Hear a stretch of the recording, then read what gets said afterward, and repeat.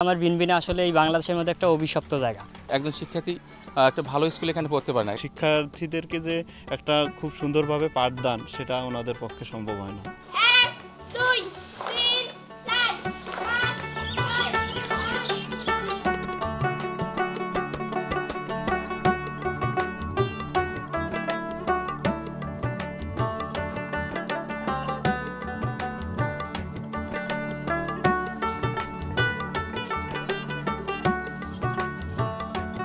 রংপুরের গঙ্গাচড়া উপজেলার বিনবিনার চরটি বেশ পুরনো।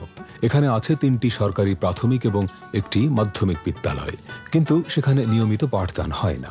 অভিভাবকদের অর্থনৈতিক সংকট আর অনুন্নত যোগাযোগ ব্যবস্থা সহ নানা কারণে শিশুরা বঞ্চিত হচ্ছে শিক্ষার আলো থেকে। এই চরে একটি এনজিওর শিক্ষা কার্যক্রম চালু থাকলেও দুর্গম চর হওয়ায় অনেক শিশু শিক্ষার্থী সেখানে যেতে পারে না।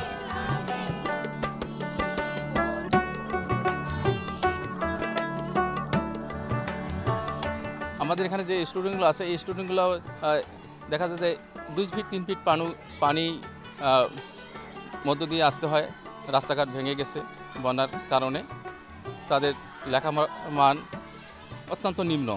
আমাদের স্কুল থেকে যে প্রাইমারি পাস করে যে শিক্ষার্থীগুলো সেগুলো ভালো কোনো শিক্ষা প্রতিষ্ঠানে ভর্তি হতে পারে না। এখানে যারা বসবাস করে তাদের জীবনযাত্রার মান অত্যন্ত নিম্ন। তারা ভালো কোনো প্রতিষ্ঠানের শিক্ষার্থীদেরকে ভর্তি করাতে পারে না, তাদের ব্যয় ভার বহন করতে পারে না। এই জন্য এখানকার শিক্ষার্থী অনেকে ঝরে যাচ্ছে, অল্প বয়সে তারা বিবাহে লিপ্ত হচ্ছে।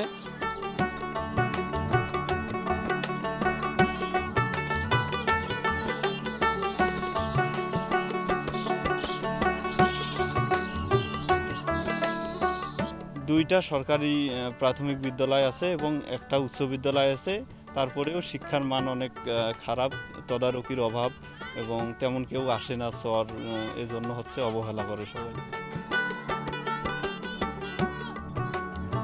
শিক্ষার হার খুব কম। এবারে কৃষি পরিবার থেকে দূর অঞ্চলে গিয়ে পড়ালেখা করার মতো সামর্থ্য আসলে খুব বেশি হয় না। বলতে গেলে আসলে বিনবিনার অধিকাংশ মানুষই আমরা এই অভিশপ্ত জীবন নিয়েই আছি।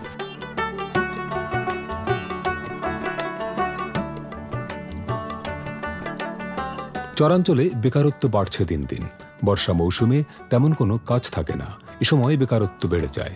অনেকে কাজের খোঁজে চলে যান রাজধানী সহ বিভিন্ন জেলায়।